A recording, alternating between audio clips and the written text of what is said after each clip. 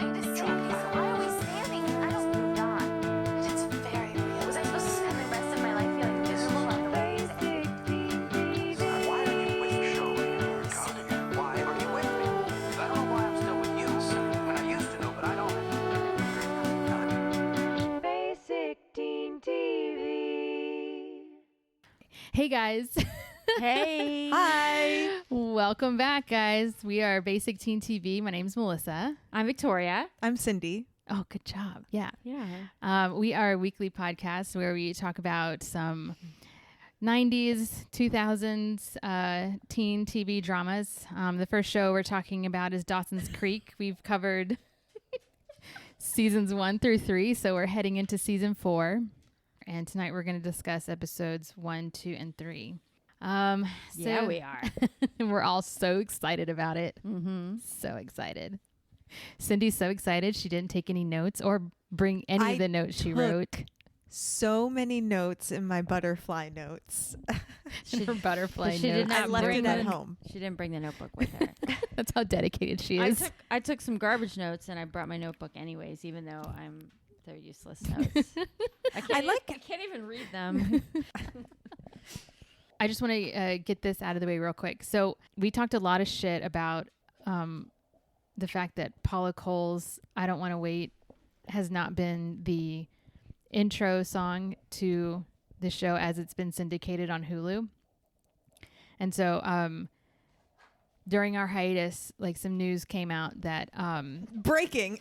breaking news, guys, that a deal was reached in order to get what fans consider the original theme song to Dawson's Creek. For our lives to be over, I want to know right now, what will it be? That song, I yes. don't wait. So before they landed on Paula Cole's song, the producers had actually commissioned a comedian artist to write a jingle, which is basically what it was. Comedian artist. Canadian. Oh. Did I say like, comedian? They commissioned a comedian / artist to write the jingle. I might have said comedian. I can't remember. I'm tired, and this vodka soda is going to hit me a lot quicker than usual. Yeah, the song wasn't that funny. It was a terrible song. It made me laugh. Bows and arrows. I don't even remember how it goes. It's really bad. It is really bad. So because with streaming, and none of the producers or directors or whoever is in charge of this show could foresee it. So when the show went into syndication on Hulu, they couldn't secure the rights to Paula Cole's song, so they had to use the original song by a Canadian artist. So during our hiatus from recording the podcast, Paula Cole reached a deal, or Paula Cole's music record label reached a deal, but they only reached a deal with Netflix. So if you're still watching Dawson's Creek on Hulu, you're going to hear that same shitty song. But if you watch it on Netflix, you're going to hear Paula Cole's shitty song. Yeah. Okay, so episode 1 is called Coming Home. So I was right at the end of season 3 where Pacey and Joey sail off together. So No, we didn't doubt that you were right. We just didn't. well, I was kind of doubting myself even because I was like, wait, they don't remember. Wait, am I remembering it incorrectly? No, you were right. So I have some thoughts about this. So You're allowed to discuss your thoughts Okay, Yeah, on that's this what- Dawson's what- Creek podcast. That's what we're all Is here that what for, we're here man. for? Okay. So at the end of season 3, Joey and Pacey decide that they're gonna like be together, and then they like get on Pacey's boat and like sail away. And at the beginning of this episode, they're like returning from their summer at sea. She spontaneously joined him on his boat trip where he's gonna like sail around the eastern seaboard for the summer. These are 17-year-olds, and they're allowed like Joey was just allowed to just hop on a boat and disappear for 3 months at sea. Well, she was disappearing with Pacey. It's not like she went off with a stranger. I know, but no one was like questioning. But, all right. Oh, what are you saying? So It's unrealistic? Are you saying it's Are you unrealistic? saying that it's her family is? Yeah, like, I'm how saying would it's they let her do unrealistic. that? Like if I was 17 and I just got in a boat with like my friend who I decided was my boyfriend, and then called my parents from a payphone from like 3 towns over and was like, Yeah. I'll see you in September. My mom would be like, "What the hell? Get your ass back here now." Yeah. And when she gets back and she goes home, all her sister is like, so did you guys do it? What? That was one of their big conversations as they were sailing back into Capeside. Pacey was so certain that everyone was going to ask. Yeah, of course, because he's right. Everyone is going to wonder if they had sex or not. And Joey's like, no one's going to ask. No one's going to ask. I'm like, y'all are in high school. Everyone is going to ask Yeah. if y'all did it. Everyone asked. Did they never answered that question, did they? They didn't- did it they- around. No, they did. In one of the episodes, Joey says to Dawson, I specifically Yeah. remember writing a note about I this remember because she's just such a bitch. Was that in this episode? We'll get there when we get there, but she directly. Yeah, all in episode 1, it's always just a roundabout like non-answer is what Joey gives, because she's like, it's no one's business. Did They do it? didn't. They didn't. They did not. Yeah, Which also, like, that is not realistic either. that's not Yeah. realistic either. No. Yeah. They didn't bone on the boat. They were at sea together for 3 months. 3 months and they didn't bone. I openly like laughed out loud, LOL, when they did the slow motion of them jumping into the ocean. Oh, and they yeah. played that like really weird. They're playing a lot of like weird kind of muzak type stuff in these episodes. Like it used to be like, you know, up and coming alternative artists. So all the music in each episode isn't the original music? I don't know. I don't remember. I'm just noticing a difference that in seasons 1 through 3, you'd hear like Blink-182 or, you know, some other like 90s rock bands. And now it's like I said, like instrumental orchestral muzak type stuff now to soundtrack these episodes. And it's really weird. It makes things a lot funnier for me when I'm watching them because I'm like, what is this music happening right now? Maybe they got dinged for music licensing, and so they had to go back in and remaster with some like generic stock. Maybe they're like, we soundtracks. spent all our money on Paula Cole. Yeah. We couldn't get Blank 182, so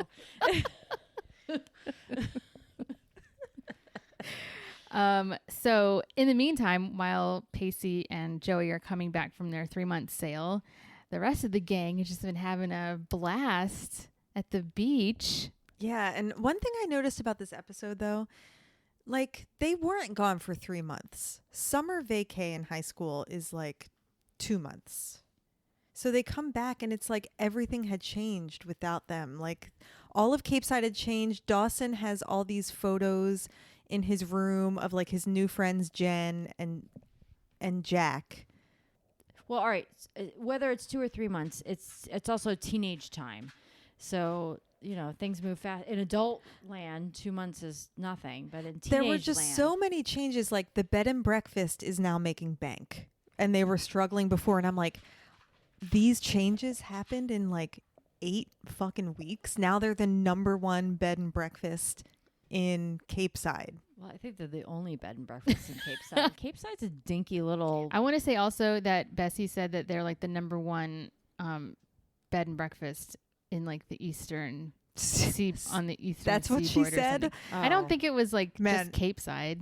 Well, I mean, this was before Airbnb, so But that's quite the transformation for 8 weeks. Also considering that Joey is supposed to like be working at the B&B, like yeah, she's supposed to be helping out, and she she just just ditched her sister for the whole summer. ditched. ditched. She was too busy sailboating and Not reading not nursery fucking, rhymes in a hammock.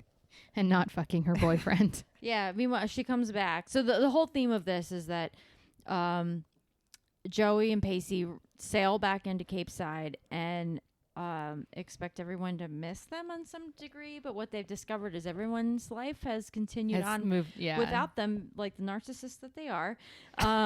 They think that like the world stops when they sail away, and it actually doesn't. Everyone else has continued on and strengthened their friendship bonds. And her sister apparently banked $17,000 over the over summer, the summer. which is a lot of money, especially for 3 months, and especially in like 1999 or whenever year this is, 2002. I don't know. Yeah, she's like a It's millionaire like now. 99, 2000. Yeah, maybe. that's a lot of money. Yeah, the rest of the gang has kind of moved on with their lives and everything's great. Dawson, But Pacey does not want to come back. He wants to stay out at sea because he's dreading running into Dawson, and he's dreading the life that they had before they set sail. yeah, he's dreading like coming back to his family who hates him, and school probably because he knew he was like doing poorly in school. Oh, and Joey has a big brick. Well, it looks like a brick. She has a gift that she comes back to Capeside with, and it's wrapped, and it just looks like a big brick. Yeah. And she Well, and like Pacey didn't know about it too because he picked it up. They were getting all their stuff off the boat, and he picks up this wrapped brick, and Pacey's like, "Whoa, what is this?" I can't. It's for my sister. Yeah, yeah. She said it's for her sister, but really it's for Dawson. Is that in this episode? I think so. I don't have my notes.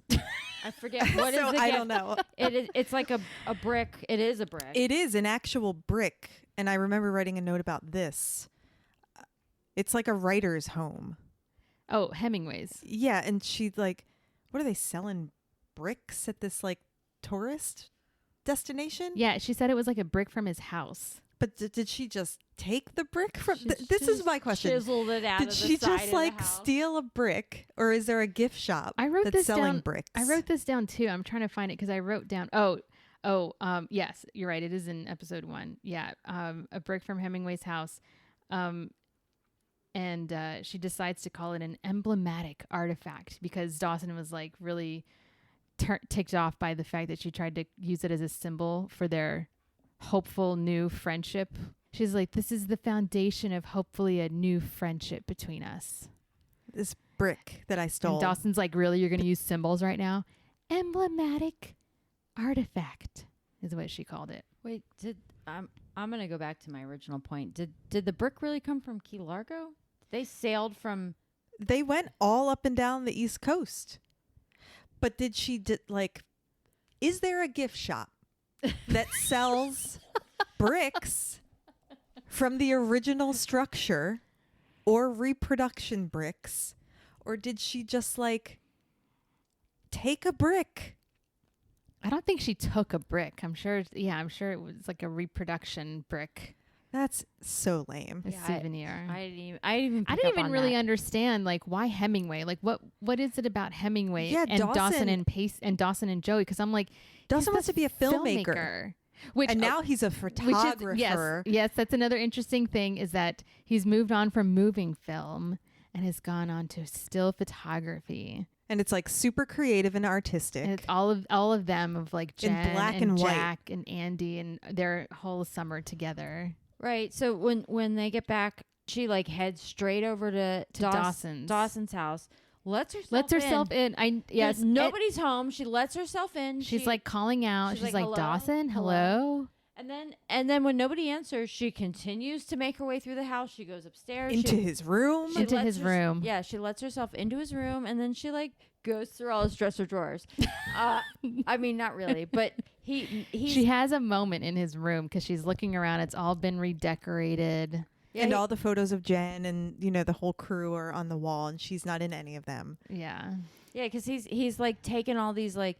His parents have installed a dark room in the basement, so he's been like For his art. he's been developing his own Jealous. pictures. I always wanted a dark room in my house. and framing them and putting them on the wall. So he's torn down all of his like Star Wars posters And that his he had up. Jaws posters. Yeah, All and- the Spielberg tops. and replace them with professionally framed photographs that he's printed himself on the wall of his like new best friends that do not include Joey and Pacey, and they're like plastered everywhere.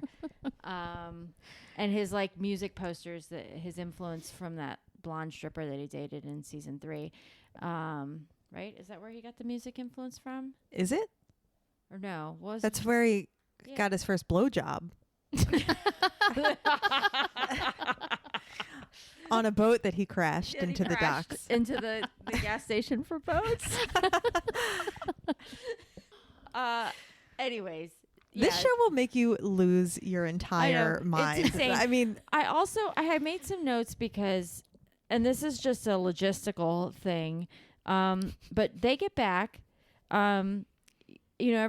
everybody goes and visits their home, everybody being Joey and Pacey. And then, meanwhile, Dawson and crew, they're at the beach in the morning.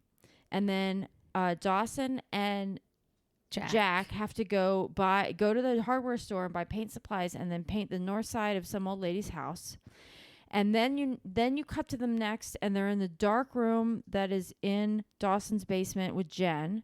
And then later they're going to the drive-in. That's a lot of stuff to do in one day. that was one day. That was one day. I guess you're right. And I'm like, man, these kids they're busy.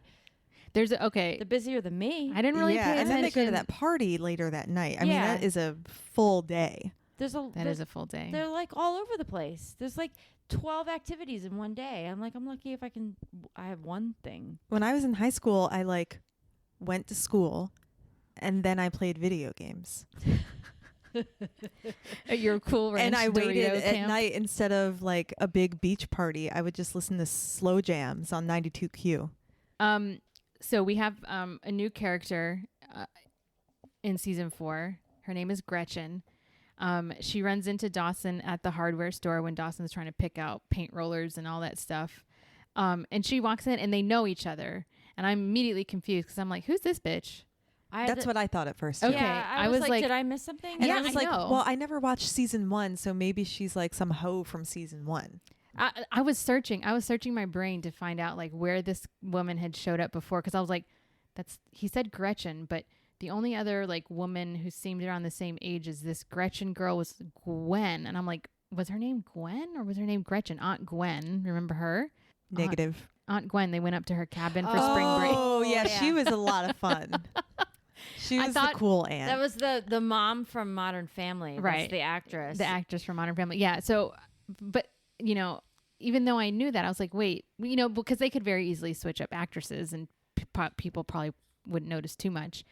But I was like, wait, I thought her name was Gwen. Who's Gretchen? Right. No, I had the same thought. They like made it seem. Yeah. I mean, her and Dawson know each other. I thought at first that she was I got confused because I thought she was the teacher from season 1, but the teacher from season 1 that had the affair with a student was Pacey.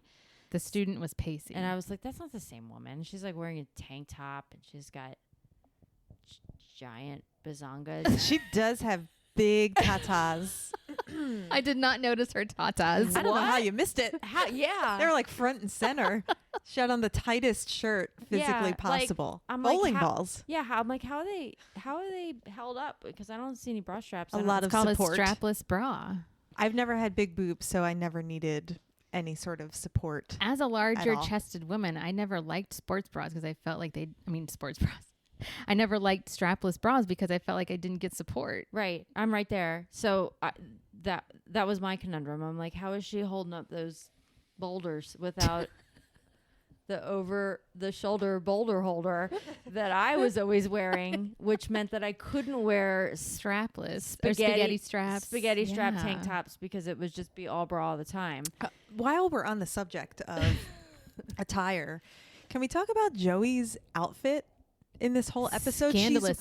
She's wearing like a strip of fabric that's tied I'm glad together. you mentioned that because I did write it down. It's tied onto her body in the right. back It's with like a little backless. strings. It's a backless shirt that has It's not even. It's a piece of fabric. Yeah, well, it has spaghetti straps, and it's just the front cover of it, the front part of the shirt.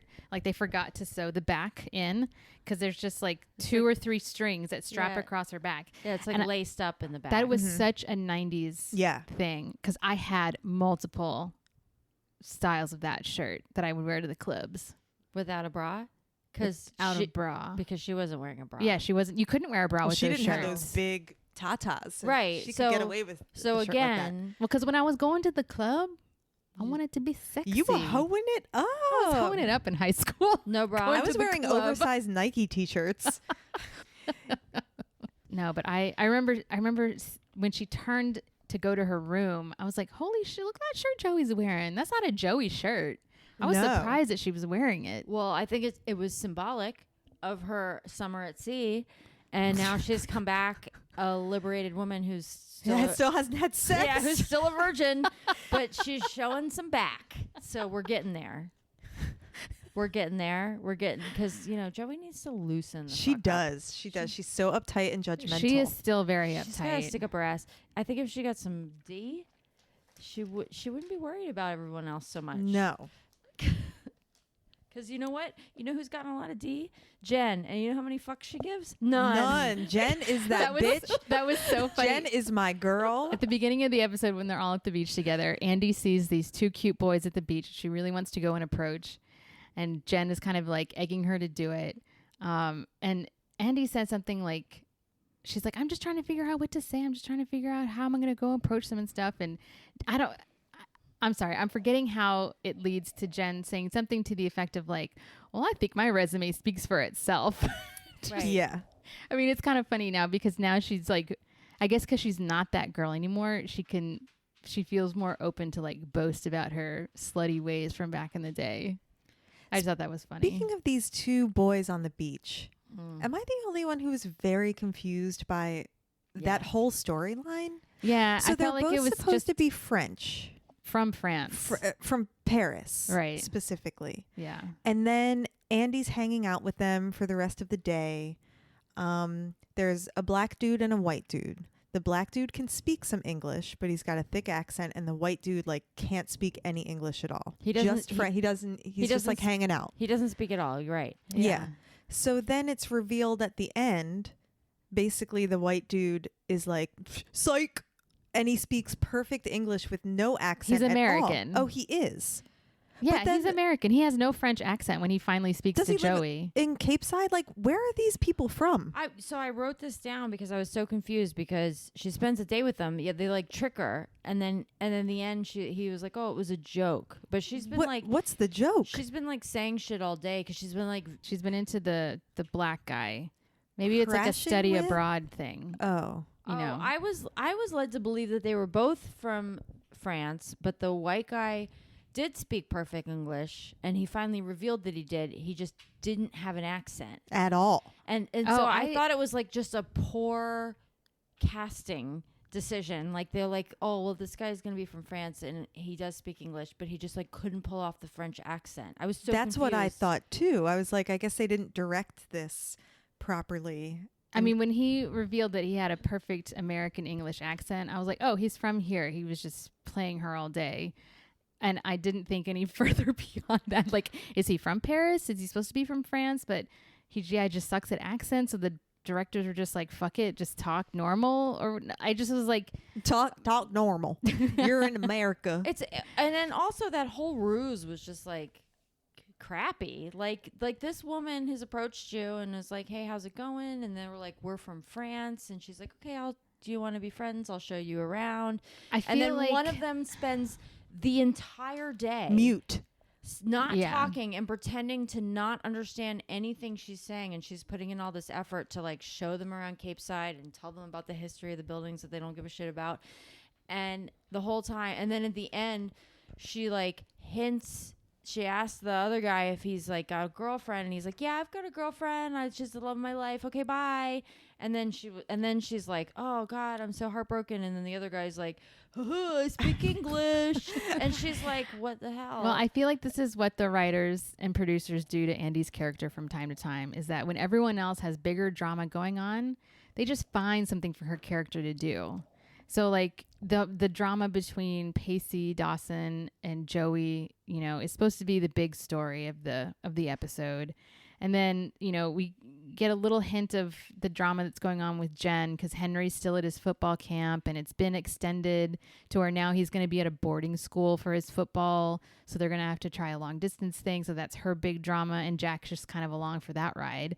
And Andy is just like, they just gave her some shit story. Yeah, this was just like a funsies storyline. Yeah, I guess they thought that like the love triangle would be so deep and like distressing for people watching. For They're like, viewers. for viewers, That we they're had like, to have like a lighter funsies storyline. yeah, to, like, exactly. mentally deal with the episode. Exactly.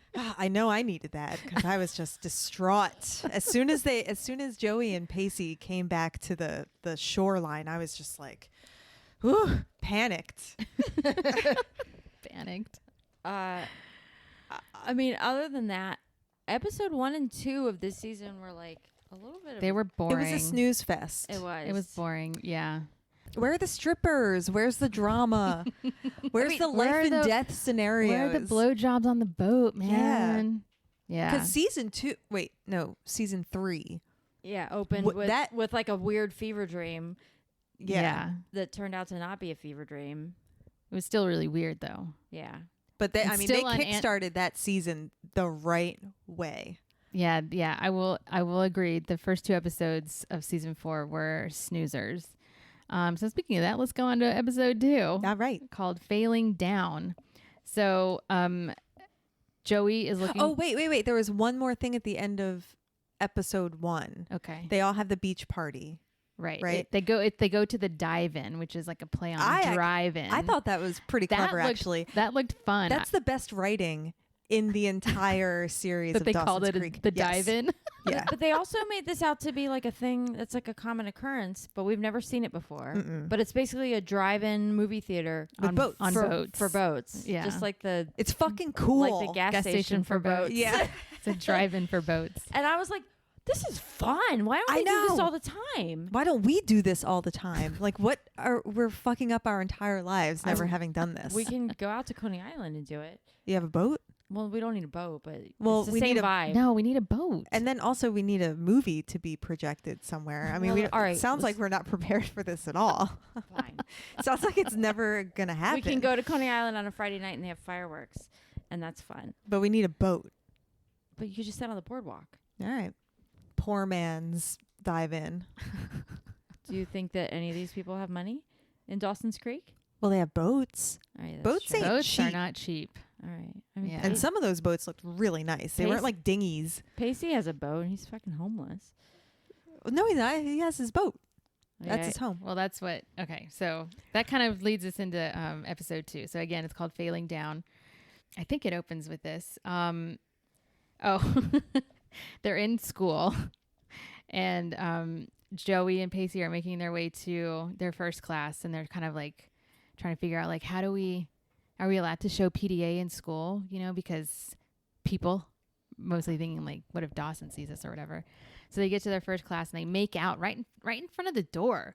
Like kids are trying to get into the classroom and they're just like making out. I'm like, Yeah. rude. Yeah, and it wasn't even like a little kiss. No, they were like no, they were making out. they were like Frenching. yeah. And then Dawson like comes up and he's like, Excuse me. excuse me, I gotta get in. And they're just like, damn it. I mean, if you're gonna be in school and you know that there's a 95% chance that your ex/friend/frenemy is walking the halls. Also, don't you know, like Maybe just- everyone who's maybe going to just- be in your classes? Yeah, like that's homeroom. You're like, Yeah. oh yeah, Dawson is in my homeroom class. Yeah, Maybe just we like, shouldn't. don't. Also, just like don't make out at school. It's gross. Yeah, no one tacky. cares. No one wants to see it. It's tacky. It is tacky. So that happened. So I guess this is kind of like, well, other than the dive in when they kind of run into Dawson there, this is like a little bit, I don't know, closer Pacey encounter. and Dawson are still avoiding like the plague.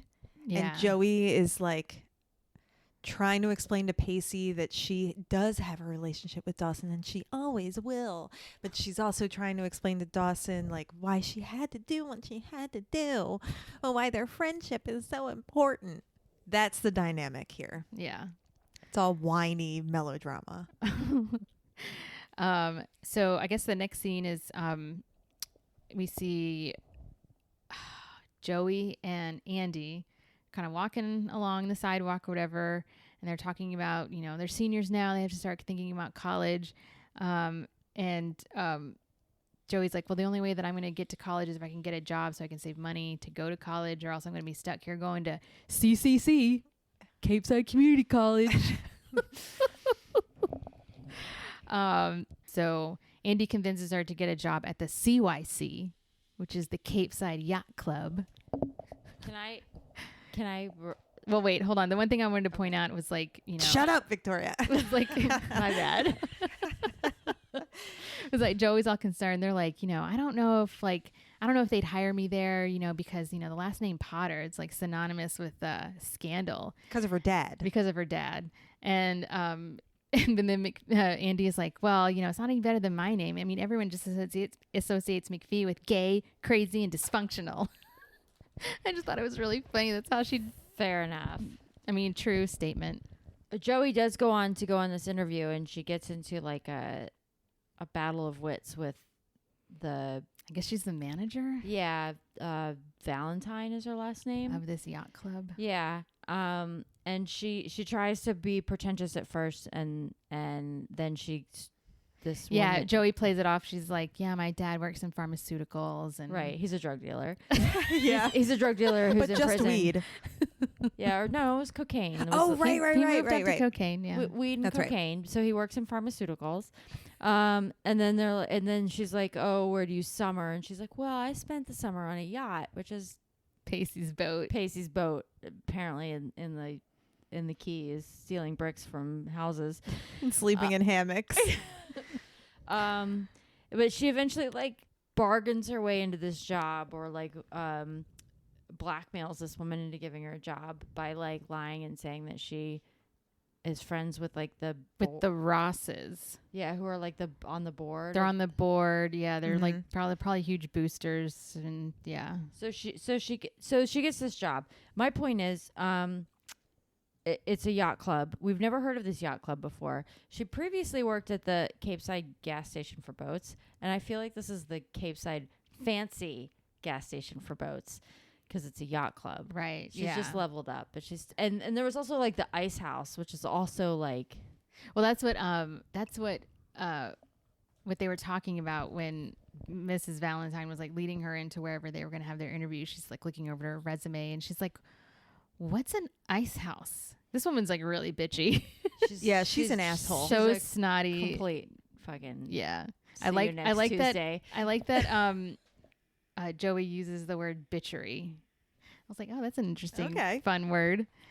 But yeah, so Joey is like on her way out. She's like, I'm not going to deal with this woman. I don't need this. I don't want this job that bad.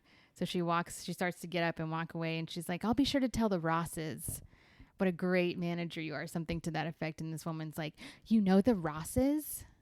So she gets the job that way. Meanwhile, Pacey is like, thinks he's going to just move back in with Doug in Doug's apartment. And there are a lot of jokes made at Doug's expense. A lot of like gay There's jokes. still a lot of gay jokes happening on They Doug's like expense. double down on that. Yeah, this season. even Gretchen gets in on the gay jokes. Yeah. Oh, so Gretchen, we never addressed that. Gretchen Is Pacey's older sister. has she ever been mentioned before? Did we know Well, that Pacey had a sister? 'Cause we know about Doug the cop who may or may not be gay. Well, it's always been mentioned that there are multiple Witter siblings, offspring. So we know that it's more than just Doug and Pacey, that there are other siblings. I just didn't know one of them was going to be a sister. But she's now living with Doug.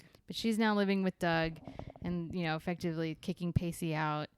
Doug is like, why don't you just go live on your boat? He's like, I was just on that boat for 3 months. Yeah, he's like, stop being gay, bro. Again, Pacey's a 17-year-old boy. Well, how does he not have a place to live? His dad's abusive. Where's his mom? We've never seen mom. We've only seen dad. And I just don't know. Pacey might just be like, I can't live with my dad because he's such an asshole. And for a while, the situation with living with Doug was working out up until Gretchen showed up. I mean, I guess that makes more sense why two teenagers can disappear at sea for 3 months, because I mean, one doesn't even have parents. She just has her older sister. Right. Yeah. Yeah. Joey just lives with her sister, who's like deeply invested in this B&B so much that she made $17K in one summer, and then Pacey, who like has no parents. So those two teenagers just like fucking jumped on a boat and spent the summer at sea in the Keys. And It's feasible. and nobody questioned it. No one was like, hey, these two kids got on a boat and sailed away. Should we do something? No, nobody cared. Nobody cared. Well, once they're gone, you can't do anything. I know. Then Maybe they came have ba- and beepers. Then they and came could back. be- their parents were like paging them. They just didn't answer. 'Cause they Yeah. they're like, well, we'll get to a cell phone or a pay phone in like 5 days, and then we'll call back. Whatever. I guess That it's- really bothered you. That it's just I don't know anybody, and none of my friends when I was in high school just like disappeared at sea for 3 months, and I nobody had a questioned girl it. in school that said she went to Africa over the weekend, and everyone believed her. And I knew, I was like, Elise is She's just doing it on purpose. Would you stop dropping last names? She does it on Such purpose. a lying bitch. You can't Then- go to You can't go to Africa. Africa No, the for the flight time weekend. is like Yeah, it takes you 24 hours to get there. I know, but I knew this then. I was we were in middle school, and she was like bragging about how she went to Africa on a Monday. She was in class on Friday. Yeah, no, no. No. I did know a guy. It was my friend's little brother. But this was after all of us were out of college. I'm pretty sure. But he took his boat from the Florida Keys all up the East Coast and back on his boat. A teenager by himself? No, like I said, we were out of college. Oh, okay. Victoria wasn't listening to the first I half missed of that. the first sentence. Or the first But he half. did it by himself. As I said, My bad. But he did it by himself. Okay, but he was like 22. He Yeah. wasn't 17. Yeah. But I never saw his boat. But he's not like a rich dude. They're not a rich family. Like he earned the money to buy this boat himself and fix it. And it was also kind of a fixer-upper boat similar to Pacey. And he's the type of guy that he's done this with other sorts of vehicles where he's like gotten like shitty jalopies and like fixed them up. Like I remember one summer, him and his friend were going to drive. They were just going to like drive straight north and come back again. But the whole purpose of their trip was to see if this truck could make it. They knew it was a shitty car and they didn't know how long it was going to last them. I remember the day that they were leaving, we were at the community pool because that's where my friend Life was a lifeguard, and they needed to get something from her. And I was there next to her when he was like, hurry up, the truck's running. I'm afraid to turn it off because I'm not sure if it's going to turn back on. I don't like these kinds of Like trips. But that's his style of adventure. It's like, let's see what kind of crazy shit we can do with some like really cheap vehicles and see what mess we can get into or whatever. And it was the same idea with this boat. Like it was a boat that he bought, so it wasn't anything fancy schmancy, and he fixed it up, got it seaworthy, and that was also his plan. He's like, I just want to see how far I can sail this boat. Yeah, but if you drive a car north and the car breaks down, you can call AAA or you can walk to the gas station and call a cab, something. If you sail your boat out to sea and it fails, you drown. Well, no, to you death. No, you call Coast Guard, and you have your radio. You have your radio, yeah. And then the government spends a lot of money to come fucking rescue you because you Right. don't know what you're doing. Yeah, versus just getting stranded somewhere on the Canadian Yeah. border. And He was And your lot- insurance covers it. yeah. And He was just a like- lot more successful on the boat than he was on the with the truck. I think. Actually, with the truck, they were driving it from Texas all the way to Alaska. Oh, I thought this was when you were in Syracuse. They were like driving to Montreal or something. No, this is a high school friend, and this happened in high school. The truck adventure was high school. The boat adventure was after we'd graduated college. Oh, okay. What? I don't understand. I'm confused. Two separate adventures, one by land, one by sea. Victoria is partly confused because she's only been listening half of the time. No, that's what it I is. was just, you said after college, so I thought all of it happened after college. But now I get it. The boat happened after college. The truck happened when we were in high school. Got it. Yeah, and the truck did eventually break down. They left it somewhere. Where? I think Montana. Okay. And then how did they get back? I think they took a Greyhound What happened bus. to the abandoned truck? It's still in a field somewhere. Yeah. They just left it. Anyways, so it actually turns out that Pacey and his sister Gretchen get a house together. Also a really shitty house. Looks like it's on the beach though. Yeah, their idea of shitty house was it wasn't that shitty. I was about to go pee, and then this topic came up, and I had to jump back in. This house is the fucking bomb. I mean, the inside needed some work for sure. Paint. It needed like, I don't know, a stove or whatever. But the outside was like the cutest cute. cottage with the brown shingles or whatever. And Pacey just would not let it go. He's like, what is this, a crack den? I'm like, He yeah. kept saying a lot of that shit. I'm like, Pacey, you've never seen an actual crack. Right. Because this is just like a house that needs like, It's an old house. Cosmetic repairs. yeah, it needs like to be cleaned a little bit, and like it needs some new furniture. 'Cause it came furnished, and there was like a gross old sofa, and I'm like, but yeah, he was like cracked in. This is gross. The roaches and mice, and I'm like, okay, this is someone who's never lived in a city. But I would be I'm like- it just needs a little bleach. But It's I would be fine. like Gretchen. I'm like, look, the beach is right there. They're right on the ocean. Yeah. yeah, it was a sweet house. Yeah. Yeah. So Gretchen and Pacey move in together. And I'm beginning to like Gretchen. I think she's going to be a good character. I'll be interested to see how they develop her more. Do we want to hit on a little bit of Jen's drama? So Jen and Henry are trying to navigate a long distance relationship. He's now at this boarding school apparently for his football. So Henry, that's his name, has been kind of ghosting her. And she's like And we don't see Henry at all. we don't see Henry at all. So I think Henry's been written. Effectively written out of the show. Right. So she's talking this out with Jack. They're in Jen's room, it looks like. And she's on her little iMac. It's when they had the like colorful iMacs. Hers is blueberry. It's a blue. Yeah, because Jack points it out. I want this type of MacBook to come back. This model, the colors, like all the blue, the bubbly Yeah. look. Yeah. I love them. One thing that I thought was really funny is like Jen is like trying to get advice from Jack. And she's like, do you think I'm just bad at cyber sex? Yeah, I made a note of that too. When she said cyber sex, I was like, oh my God, it's been so long since we first started using the internet as like a means to have sexy time. and we used to call it cyber sex. What is it called now? I Um mean, I know there's sexting, but that's not cyber well sex. now we just use FaceTime. Right? Okay. Is that not still And then you considered just like cyber put sex? the video camera like right in your vagina, or if you have a penis, then you just like You hold it up. show the you jerking off your penis. Or you just hold your penis up next to a Coke can for scale. Yeah, and then you send it to women who never ask to see it. Right. Yeah. So that's cyber sex now. You're like, oh, thanks for But it's still called cyber sex, right? There's not a new term for no it. one says. I've never heard cyber sex in like no, 'cause 15 years. I Now mean, you yes, just I have- haven't heard that term in forever, but what is there a new word for it? That's what I'm asking. sexting or dick pics. Okay. Well, what is the FaceTime sexting called? Face sex? Sex time. Sex time.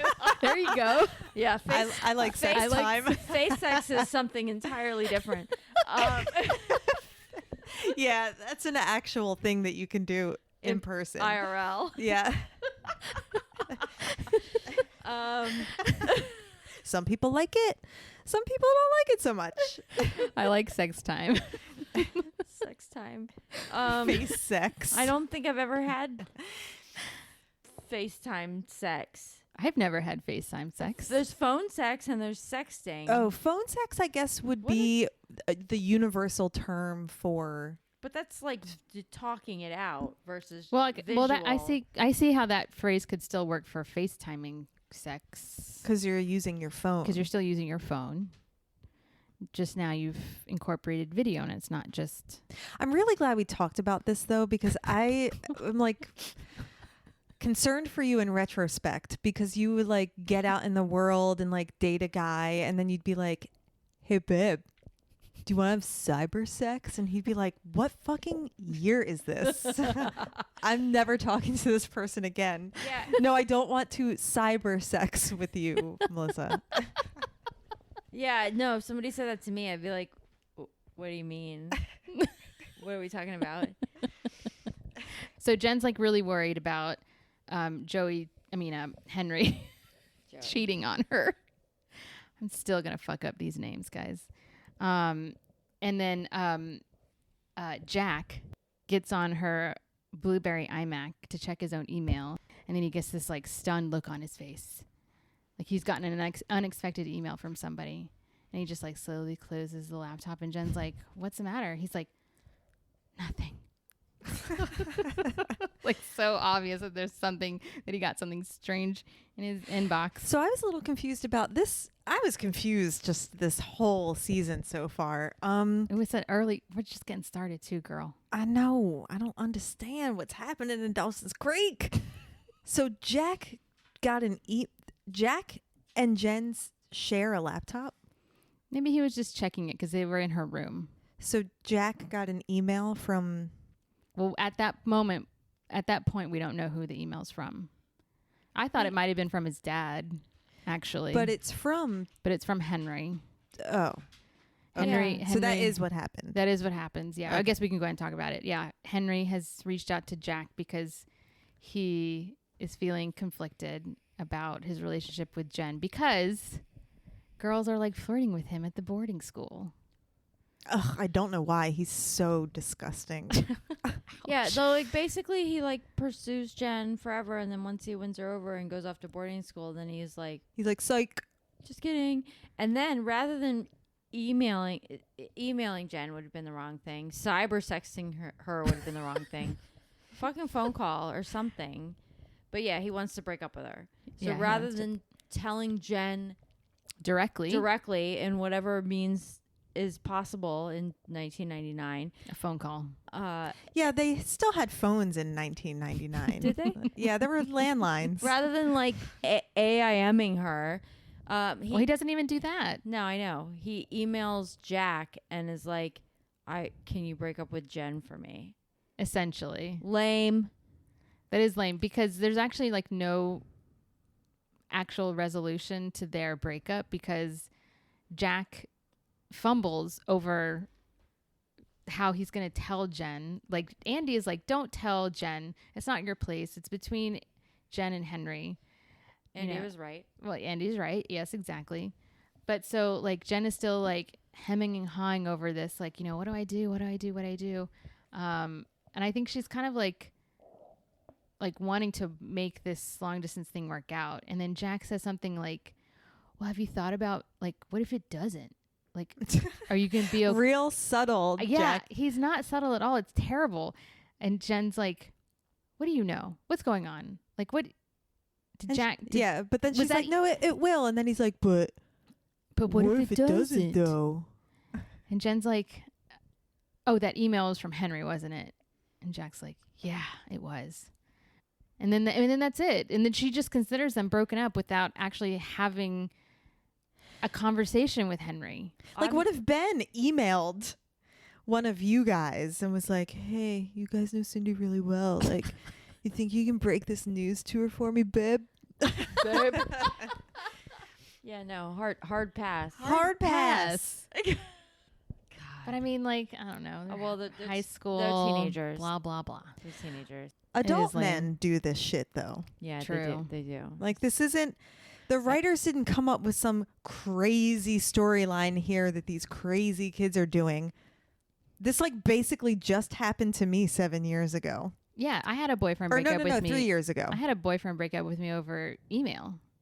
Text message. I A was 7-year relationship. I was broken up with over email after like a 2.5 year relationship when we were getting ready to move in together. It happens. It happens all the time. Yeah. And we Grown were, men. and we were in our mid-30s. We weren't children. We weren't teenagers.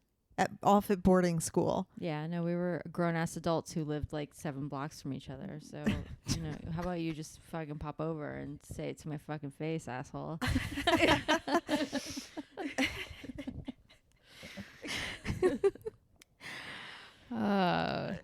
All right. So another thing, moving on. Can we move on? Victoria's still stewing. I thought this was therapy. My bad. Go ahead. We can't have these podcast episodes be like 3 hours long. They can serve as therapy, though. This can be a I therapeutic know, but experience. my for therapist cuts me off sometimes too, so that's also She's like, fair. okay, moving right along. On to the next subject. She's like, tell me it's about your been- relationship with cheese. She's like, it's been 45 minutes, and you're just gonna have to contain your angst for another week. Okay, fine. So Mitch is the interim guidance counselor. So he has his first meeting with Pacey, who has apparently failed 3 classes last year. So he's in threat of not graduating with his friends. But he had the opportunity to make up for it over the summer. Right. Instead of sailing. rather than do that, he just got on his boat. Well, apparently he never looked at his report card. So No, he didn't even look. He didn't even know. He didn't know, and he doesn't have real parents who fucking give a shit about him. So he failed. He basically flunked the 11th grade and had no clue until like Dawson's father, who's the interim guidance counselor, ripped him a new asshole on day 1 of his senior year and was like, your life is ruined if you don't fucking get your shit together, which is. So when I saw the scene, I was like, man, I wish I could be Pacey. Like, I always wanted to be the person that really doesn't give a fuck at all. Because guess what? Newsflash. Even if you give a fuck, that doesn't mean you get anywhere in life. So wouldn't it just be easier to, like, abandon all fucks? Like, just go sailing. You know, your report card comes in. Cindy would be Pacey. That's what I want to be. I've never gotten there, though. I care too much. Yeah, I don't even know how to identify with not giving any fucks. I'm like, I give way too many fucks. More fucks than is good for me. I was gonna say, Yeah. I give way too many fucks as well. Even at my do last my job. Yeah. That was the worst job anyone could ever ask for as like a 30-something. I really didn't care, and I really hated it. But I still went every day. Like, if I were Pacey, I'd be like, fuck this. I'm not even showing up. I'm not giving it 2 weeks. I'm out. Well, Pacey's a teenager who, as of yet, doesn't have any real bills to pay. So at some point, you have to give some fucks. Right. And it's admirable to give some fucks about your job, even if you're miserable at it. You still. Anyways. Okay, this really is turning into therapy now. Anyway. All right, let's get back. Okay. Okay. So, so Joey has gotten the job. So, I mean, that whole scene happens or whatever. And Pacey's like, you can tell Pacey outwardly, even to Mitch, is like, so what if I don't graduate on time or whatever? But you can see it in his face that he cares. He's freaking out. So I guess it moves on to Gretchen and Pacey looking at that cute little house on the beach. And Gretchen gives Pacey some advice, like, you need to tell Joey what's going on. You know, she needs to know, you know, she'll be able to help you get your shit together. And Pacey's like, all right. And then the next note that I have is that Joey is at the Capeside Yacht Club waiting tables, doing her thing. And one of her tables is some like douchebag Yeah. guy. Like the waspiest dude. He has a very interesting look that is really off-putting. Like he's not. Yeah, I know what you mean. He's not unattractive, No. but it's like there's something about his face structure. And here's the thing, like a lot of his features are classically attractive, right? Yeah. But all together, it's like too much. Like his eyes are crystal blue and his hair is really dark and like kind of not curly, coiffed, but like wavy. Yeah. And it's just like too much. It's too much. Well, he's also his attitude. Like he like. I mean, we learned that his first name is Drew. All right. So he's just kind of he's kind of a douche. Like he plays Joey a little bit. He throws her some insults. And then he like takes him and he's like, I'm just kidding. So he's like baiting her and like gaslighting her a little bit. Yeah. And then she's like, whatever, I don't fucking have time for your shit. And then he signs the check as okay, you're right. Scott? As Owen Ross.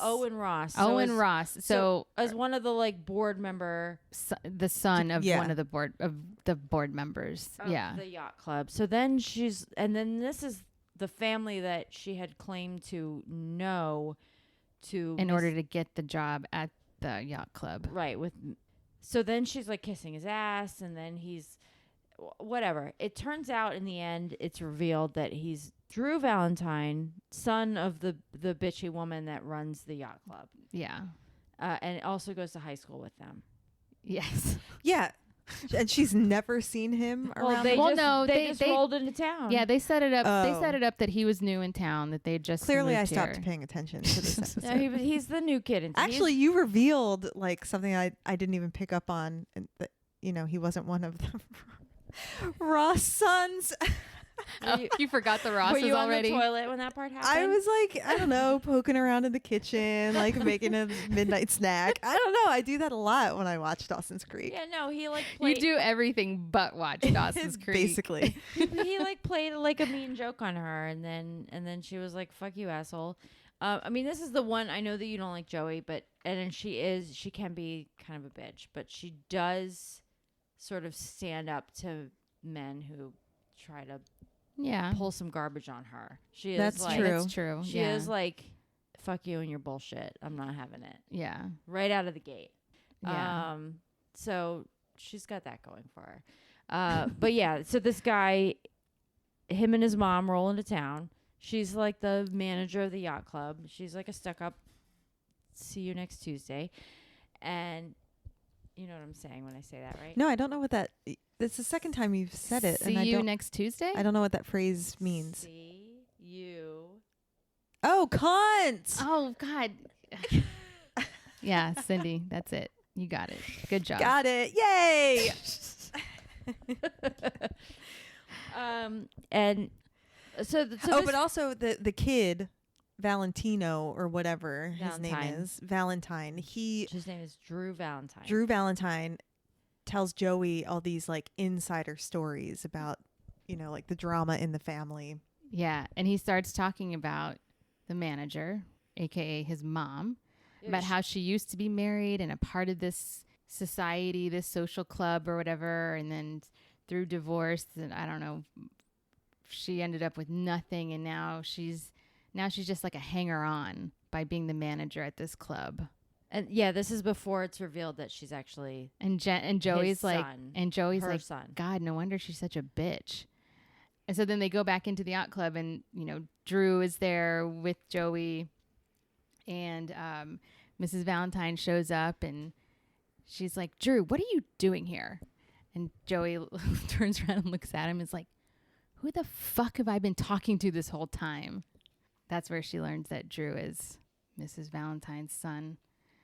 And she might be a little mortified that she just called his mom a bitch.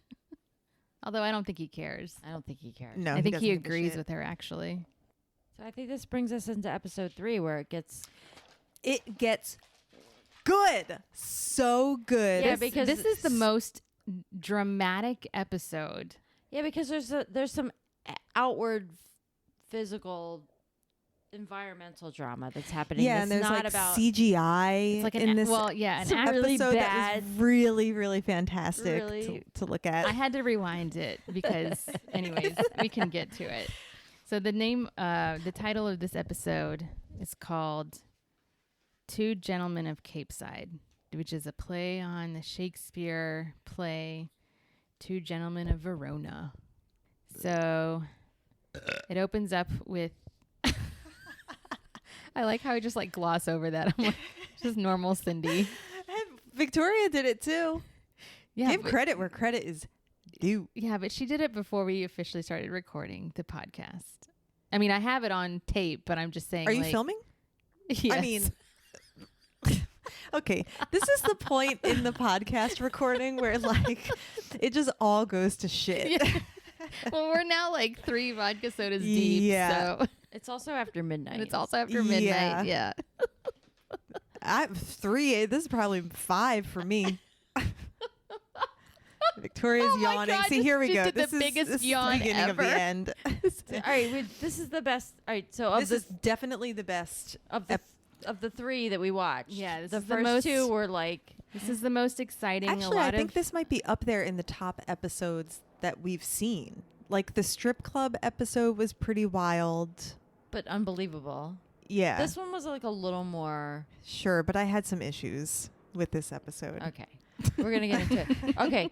So the meat of this episode is that we need to take a departure from the interpersonal dramas of all the teenagers that we're following. And what happens in this episode is that This is like one of those episodes where they bring the whole gang together to solve a problem. and then therefore work out their issues on the back end. Right, yeah. Or- it's all like a metaphor for their own issues. Right. Or realize on the back end that their issues really aren't that big because They just survived an act of God. And the Right. friendship is deeper. right. So I don't know, there's like a school Here's a school scene. I feel like there's that's such an interesting way to start this episode because in the end, it has nothing. Well, all right, I take that back. So it's, Two Gentlemen of Verona, Shakespeare play, where it's about two friends whose friendship is ruined by a woman. And of course, that is the most like transparent simile to Dawson, Pacey, and Joey. Right. Well, it's the 90s and this is a show for teenagers, so they have to make everything painfully obvious. Yeah, it's hard watching this as a 40-year-old woman. It's a It's 40-year-old hard watching it for the first time as a damn near 40-year-old woman. Right. As an adult living in a more modern time where drama or humor can be more nuanced. This is not nuanced at all. It's not. But it doesn't matter. So they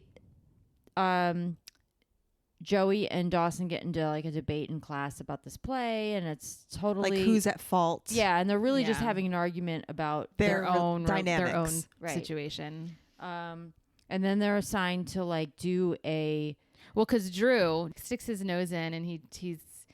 I think the idea that he proposes of a debate backfires on him because it's then ultimately assigned to all three of them to do a debate on what the actual. I don't know. subtext of the play. Of the play is. And it's due tomorrow. It's due the next day. Yeah. Is that even legal? I don't even think it's legal? even legal to like single out 3 students and be like, you are the only ones that have this extra assignment to do and it's due tomorrow. Yeah, like whatever. You have a job after work or you have like responsibilities at home. Too bad. Give it all up because you have to prepare this whole fucking presentation and it's due tomorrow. And Joey does have a fucking job, so she literally has to like prepare. So she this brings At the yacht club, yeah. at the yacht club. Right, So, so she she- has to work her Thursday night shift and do this presentation where she brings in Drew Valentine and fucking Dawson to her work. But Thursday nights are slow. It's only Mr. Brooks who comes in for the what is it? The prime rib special. This would not be allowed in any of the restaurants that No. I ever worked in. It There wouldn't are be a a lot lo- of things in this episode that would never be allowed to happen anywhere. Yeah, in this any is where other I'd like circumstance. file a complaint against the school to be like, I got assigned this extra credit for no fucking reason, and I can't actually do it because I have a job. I have other responsibilities. Whatever. None of this matters because the main drama is that Pacey invites Joey to go sailing with him after school, and she can't because she has to do this project. And Jen happens to be there, so Jen's like, I'll go with you. And so Jen and Pacey go sailing on his boat after school, and there's a big storm. But it's alluded to the storm in the very beginning of the episode because Jen's about to leave and Grams is like, take your umbrella. And Jen's like, it's beautiful outside, Grams. What are you talking about? And then Grams was like, yeah, but the Farmer's Almanac said the every day that ends, I can't even remember what her thing was. She's like, but it's definitely going to rain today because I saw it in the Farmer's Almanac. Take this umbrella. And that's how they alluded to this big. I was like definitely foreshadowing. I was Yeah. definitely on the toilet this time for that moment because I do not remember. It was very Grams. brief. Okay. Yeah, and it was and a massive umbrella. And I'm like, where's she going to put that Yeah. all day in school? I had the same thought. She hands her like the fucking patio umbrella. And I'm Yeah. like, that's What's she not gonna do with that fit in thing? her fucking backpack. What is she gonna do? She's definitely gonna lose that umbrella on like the bus or whatever. Like, Oh, this is before she even gets to school. Yeah, it's she's like, leaving the house okay. in the morning. first thing in the morning. Okay. All right. Yeah, I still missed it. Yeah. So yeah, and then when they're all at the yacht club, they start saying on the news that there's like a storm that's pushing through, and it's like such a rare storm. It only happens once. It's like hurricane force winds. Yeah, it's like a pop-up hurricane. So Mr. Brooks Yeah. does show up for his regular Thursday night prime rib special. Right, and he lives on the outskirts of Capeside. He's like a lonely old codger that lives in a house by himself, and he brings his boat in, so he sails there. He sails into He the doesn't yacht drive club. to the yacht club. He sails sails into the there. yacht club. Yeah, Yeah, I mean that's common because Joey gets around town on a fucking rowboat. So whatever. that's true. I kind of want to set this part up too because I had briefly forgotten how it is that they all ended up in the yacht club together. Like I was so caught up in the hurricane drama that I was like, wait, how did Jack and Andy end up at the yacht club too? So Andy is preparing for a college interview with Mrs. Valentine. I'm really confused on Mrs. Valentine because like she's a manager at a yacht club and yet she has all this pull. Like Yeah, for Yale. for or yeah, something. yeah. I But think she's an alumni. So Oh. Andy's going to her for a recommendation, so she can Oh. write a letter of recommendation to the I don't think it's Yale, but whatever college Some it other is. Ivy League school. Right. So that's all. She's an alumni. I think I again must have been in the toilet, forgot that Mrs. Valentine said she was an alumni. Right. And that's why. So Andy does this interview with her, and Mrs. And Valentine's speaking of illegal fucking right. situations, Mrs. Valentine starts poking into her mental history. And she's like asking her all these questions. She's like, I see that you were institutionalized last summer or something. First of No, all, she doesn't even say that. She's like, "Oh, I saw you. You took You like took some kind of time. You took she said a a leave of- medical leave of absence from school. Trying to dig out of Andy, like what was that situation what about? information did Andy provide to this woman? Like, she didn't even have to provide that information. Yeah, I feel like putting a I mean, like, I didn't even write any resumes for college applications. I just filled out applications and wrote essays and shit. Like, Maybe she had to write up some kind of timeline for school. yeah, that's a good question. I didn't even really like Yeah. realize that she had provided this information to Mrs. Valentine because you're right. Like, why? There's Yeah, no There's need. no need. Yeah, I thought maybe Mrs. Valentine had her like school records or something and was like, "Oh, I see that you like miss half a semester or something." Like I don't this is the thing too, like if I remember correctly from previous seasons, Andy was gone for a summer. She like spent a summer in the psych ward. So she didn't miss any school, right? Well, for the purposes of this storyline, she did. Okay. But yeah, again, to your point, Mrs. Valentine is a fucking HR nightmare because she's asking all sorts of inappropriate questions about why she missed. And Andy is And like, how that would affect her performance, and if she'd be capable of handling be the able to stress of yeah. like an Ivy League school. Like, this shit, that's illegal. You can't fucking deny someone entry Violating her HIPAA rights. Yeah, dude. I mean, it was the 90s. It was different. It was a different time then. I mean, also that was just kind of a catalyst for events that happened The rest later of on the episode, later yeah. on in the episode. So going back to the storm moving in, so that's why Andy is at the yacht club and Jack shows up because he's supposed to be the one to pick her up, and of course Dawson and Joey and Drew are all there because they're supposed to be working on that project together, and Joey's like getting really, really worried because she just sees the weather getting worse and worse and worse. And we just go back and forth between the gang at the yacht club and then Pacey and Jen out on the boat. And She's like, Jen's like, I'm seeing some rain clouds. Do you think we're okay? And Pacey's like, yeah, we're good. I do it all the time. I mean, Pacey is a seasoned sailor compared to the rest of them. Yeah. Yeah, so the storm gets worse and worse. And this is where I had to rewind because it starts to rain and Jen's really freaking out. And then like it cuts to the clouds and it's this like time lapse of things going completely black. Yeah. And like I saw it out of the corner of my eye because I too was also like milling about and like doing other things while this episode was playing. And I was like, did I just see that? Like, what happened? And so I had to rewind and see it. I was like, oh my God. I'm like, I know the girls are going to say something about this. Yeah, the CGI in this episode was top notch. I mean, incredible. I felt like I was in the moment. Like I was so wrapped up. It was so realistic and believable. They had some like stock footage of Again. a storm, not only in town but out to sea, and it comes up again once the storm clears. There's some like overlays of stock footage of like a storm and then the sun coming out and like Yeah. and I remember watching it and being like, it reminded me of the Aurora Borealis episode where they also laced in some really cheesy stock footage that would not be plausible in Massachusetts. Anyways.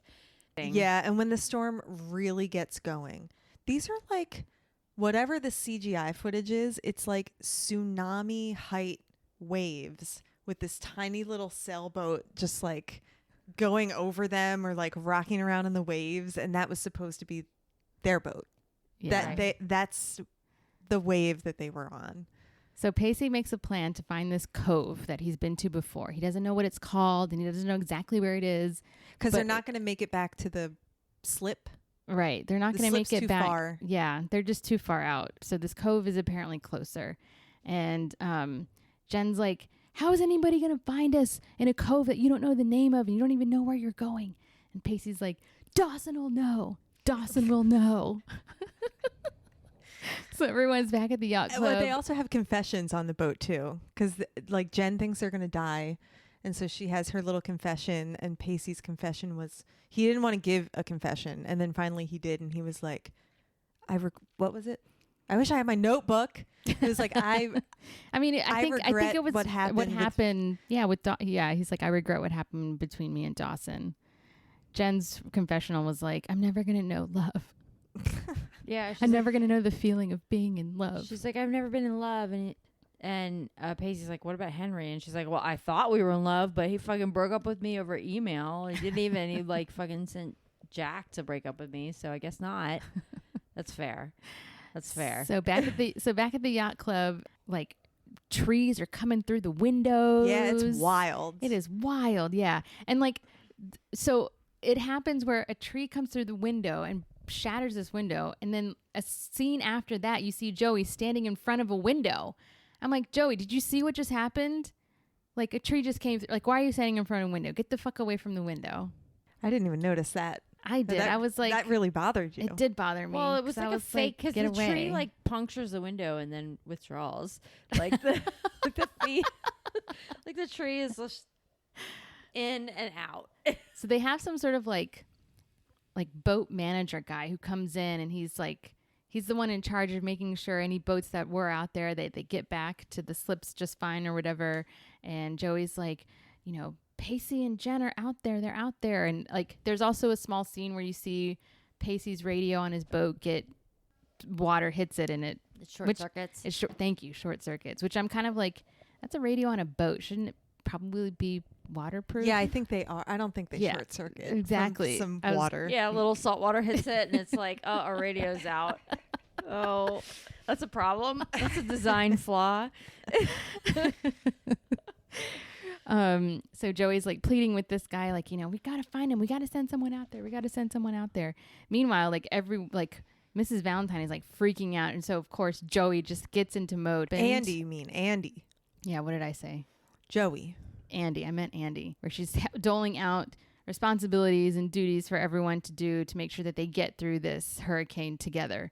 And she's like bossing, for lack of a better term, she's bossing everyone around. And she's like spewing out telephone numbers to Mrs. Valentine. And she's like, that's Mr. and Mrs. Leary. That's Jen's grandmother. Go call them right now. Can you handle that?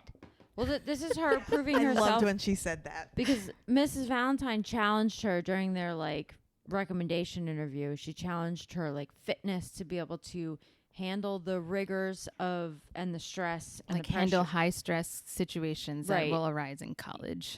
Right. And her point, Andy's point was like, oh, well, because I've went through this mental health challenge, I'm actually more prepared than most people who haven't faced this adversity. So then this fucking storm happens, and she's bossing everybody around. Mrs. Valentine loses her shit, and yeah, Andy's Mrs. Valentine's like, oh, I don't know what to do, and Andy's like, So meanwhile, we have this 40-year-old woman who's like in charge of this whole yacht club, who like doesn't know what to do, and a teenager, a 17-year-old girl, takes charge and is telling everyone what to do, and everyone's like, okay, and Yeah, everyone just falls in line and listens to her. I mean, she does take charge. Yeah, she does. She does. And Mrs. Valentine is a See you next Tuesday. Yeah. I mean, she really is. She is. She's really a horrible person, but she's purposefully made to be extra horrible, more horrible than people. Whatever. So so that's the whole point. Is like Andy takes charge of this situation, and it's like to prove the point in the end that she is capable of like that her mental illness isn't a factor, that she's capable of taking charge of a high stress situation. So to continue on with the unrealisticness of Dawson's Creek, Dawson and Joey decide to steal someone's boat, happens to be Mr. Brooks's boat, out to go find Pacey and Jen. And Dawson's like, they're at the cove. Pacey and I went there one time, or we've discovered it one time. That's probably where he went. But they have this conversation before they leave, because the boat manager guy is like, when I get back, I'll address that. We'll see what we can do. Like, that's the best I can do for now. And then Joey's like to Dawson, she's like, well, what else is there to do? And my first thought was like, I don't know, call the fucking Coast Guard. Like the next thing to do isn't to steal someone's boat and go out into hurricane. And have two 17-year-olds go out into a hurricane to find their friends. That is not the next step. No. I mean, this has been a reoccurring theme in this whole show, where the fucking teenagers in this show run the whole town. They do. And the adults are just by the wayside. Like Yeah. the heroes in the show, the getting shit done people in this show are the teenagers. Mm-hmm. It's crazy. Yeah. So Dawson and Joey go out into this hurricane to find Pacey and Jen, which they do. And Pacey is unwilling to leave his boat. He's like, this is my boat. I'm not leaving her. I'm not leaving her. True love. That's the name of the boat. And so Right? so Dawson is like, well, I'm not going to leave you here. I'm not going to leave you behind. And he jumps onto Pacey's boat or something like that, you know, proving that they're. And it's like pouring. I mean, they're like in the middle of a hurricane. Yeah. Yeah, it's like Let's not forget. sheets of water coming down. Yeah. And then in the end, they all arrive safely. Oh, wait, there's a moment. So the women, so Jen and Joey are on the Artful Dodger, and Pacey and Dawson thank you, are on Joey. are on True Love. Oh my God, Damn it. Victoria. Get it together. This is what happens when we record the podcast late. They're on Pacey's boat, and Dawson is trying to convince him to like get on the other boat, and then Joey is like, "Oh, Pacey," and then they do this like slow motion jump. I loved the slow motion jump. And I thought the slow motion was gonna lead us. Like I thought one of them was gonna like fall into the water and get like crushed Nope, between the they two just boats. No, made it to the other boat. but it was like this. So they like jump over to the other boat, and I'm like, was that necessary? Was that necessary? The slow motion jump to the other boat, and then the whole thing is like, Pacey doesn't want to leave his boat behind. It's held up so far, and the storm is starting to clear. So I'm like, just come back for your boat tomorrow. Like I get why they don't want to like tether it. Well, I don't think it would be in the same place tomorrow. It's like in the ocean. I don't know. They couldn't I go think out and it- find it. I don't think so. I think like if you Alright. just leave a sailboat in the ocean, I think it like ends up in a completely different spot than you left it. It's not like you park the car All right, and then you come back for it tomorrow. I know how water works, Are but you sure? Cindy, you make an excellent point. yeah, but all right. You're right. It's not going to be in the same spot, but it's not going to get sucked out to sea. It's going to get washed towards shore. They can't go Right, and yeah. get the boat. Why couldn't they tether the boat to the other Because boat? it was Well, gonna like ram against Oh, each They, other. yeah. I mean, they already rammed into each other's boats when they arrived because the artful Dodger came back with a busted up. Oh, and yeah, this with is the gash. another point that I need to make. Mr. Brooks was not happy about it. The Artful Dodger is a motorboat. That's why they were able to rescue them. The True Love True Love. That's True a Love sailboat. is a sailboat. is a sailboat. Right. And they couldn't tow it back because they're in the middle of a storm, and they would just clash. The two boats would bang against each other until they like fucking make a hole or whatever. My next issue. So they all arrive back at the dock at the yacht club safely. Everyone's Grams is there. Dawson's parents Mitch are and there. Gail. Everyone's so grateful that they didn't die out there at sea. The guy who owned the boat that It's Joey and Dawson stole. It's Mr. Brooks. Yeah, he's pissed. Yeah. Because there's damage to the boat. Then Grams rolls up and she like reams this boat owner and she's like, "Don't you dare try to get money from them for this boat. They did a courageous thing and you shouldn't even be asking for money in return for the damages." And I'm like, what the fuck is she talking about? Like, of course he needs to be paid for the damages to the boat that they stole and destroyed. They were like putting everyone's lives at risk going out here in a fucking hurricane. Well, of course, Dawson like gave his sob story. He's like, "Yeah, I mean, I guess I could give you the money that I've been saving for college." Yeah, and that's what you're gonna fucking do, Dawson.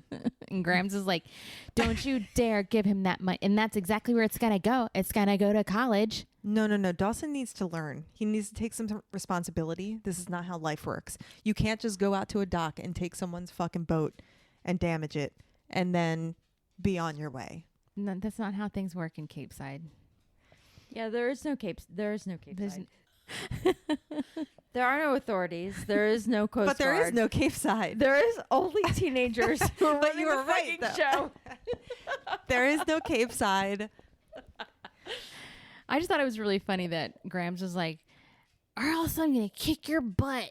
I was like, "Oh, Grams," To the to Mr. Brooks. All right, but this is a foreshadowing of a Yes. romance Mhm. between That's exactly- Grams and As Really? soon Brooks. as soon as I saw Grams walk into that scene, because Mr. Brooks is like, leaning into Dawson about how he's going to pay for the damage to his boat, and you see Grams coming up behind, and I was like, "Oh, I see what's happening I here." didn't Yeah. pick up on that. Ooh, I picked up on it You like didn't that. pick up on No, I that? didn't pick Picked up on up- it at all. I picked up on it like that. They're gonna bang. Oh, they're gonna Yeah. bone? Yeah. Maybe on the boat. That's going to be Grams's new beau. Yeah, because they've Oh. both been single for a while. Yeah. He was swept away by her fucking balls, her tenacity. So now it's the next day.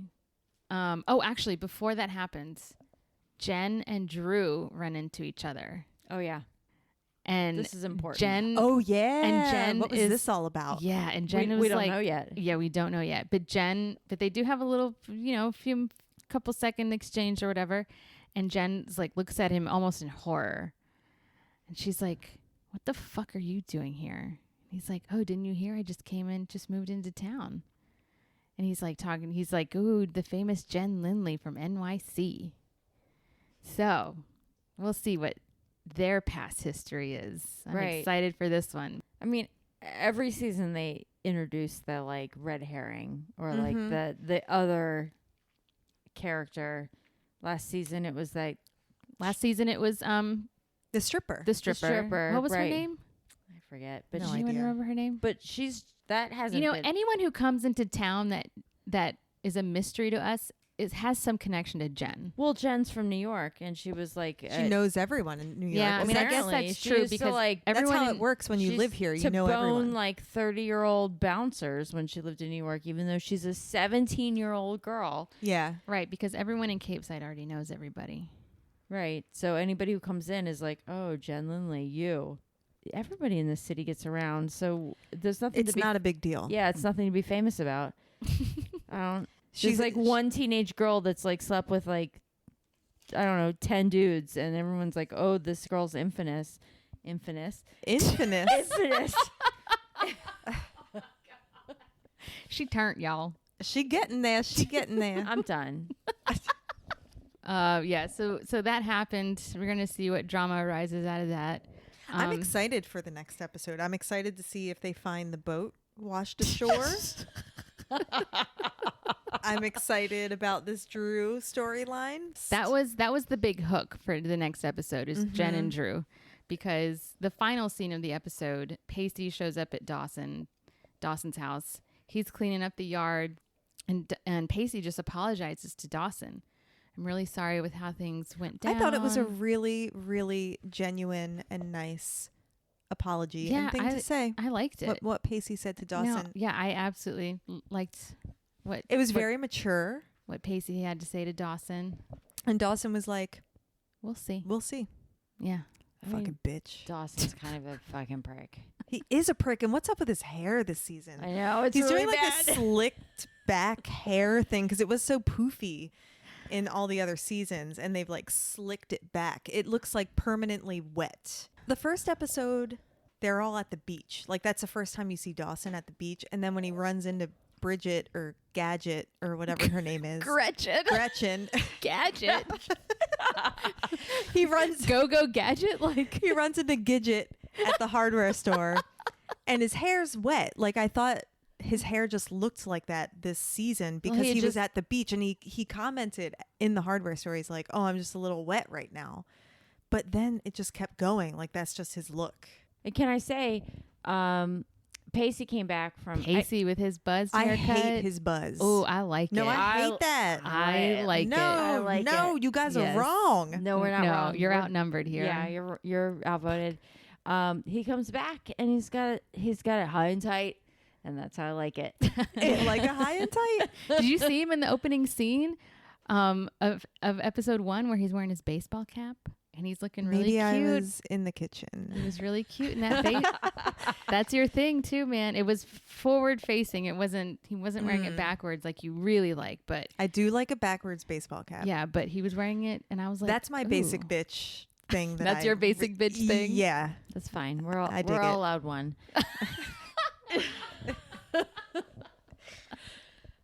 I liked Joey's hair a lot this season. The like really It's beachy been waves. She did the- puffy, she a did the little beachy wavy. Mm-hmm. Well, she's been out to sea. She hasn't had I her know, like she was, like- conditioner or whatever she's accustomed to. But She wouldn't I be mean, down she for did that. come back full but beach waves, no bra. I thought she was gonna say full bush. Me too. I was like, no, she Where didn't. is she going? No. Beach waves, no bra. She was like, I've embraced beach life. But she also set sail on that trip with no luggage. So I'm like, where did she get all these clothes? Does she? She bought them at ports. Yeah, she just bought them wherever they stopped. All She's like, "Ooh, I'm out of And I clean guess that's when she clothes." showered. Yeah, maybe all these like docks Outside of and- Hemingway's Yeah, like, home, all there's these a docks shower, and- a communal docks shower. and slips that they're rolling yeah, into. the have other gas station for boats also have showers. Yeah. communal showers. That I makes mean, sense. Yeah, I mean, probably. truck stops have showers, so why wouldn't Yeah. gas stations for boats have showers? That's true. True. This show really gets us thinking. It gets the wheels turning. I haven't used my brain this much in 2 years. I mean, yeah, for those of us who never leave our apartments, we're like, how do you exist when you leave your house? How does that work? I have one shower, and it's always there for me.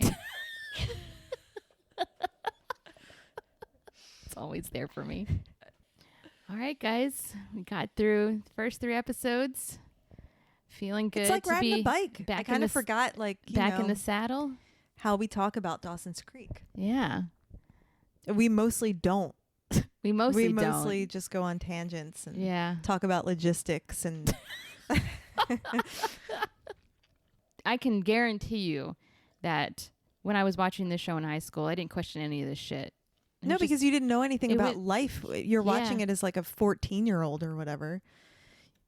Or how old were I you? was 16, 17. Okay, you still don't know I shit. still don't know shit. True. You don't know anything about gas stations for boats. Not at all.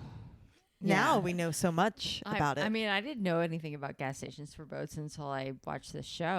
It's not something that I ever considered before. Now I know. I just think it's funny that all these logistical issues that we have and that we question, and like all the disconnect in the plot lines and inconsistencies from seasons. Didn't question any of this. no, you were just like, wow, this place is magical. Yeah. That's okay. So next week, talking about the next chunk of episodes. It'll be episodes 4, 5, and 6. Dawson's Creek, season 4. All right, this is Basic Teen TV signing off. My name is Melissa. I'm Victoria. I'm Cindy from London town, and Oh God, we went a whole episode without that. call without that shout out to my fam. In Baltimore. Okay, bye. Bye.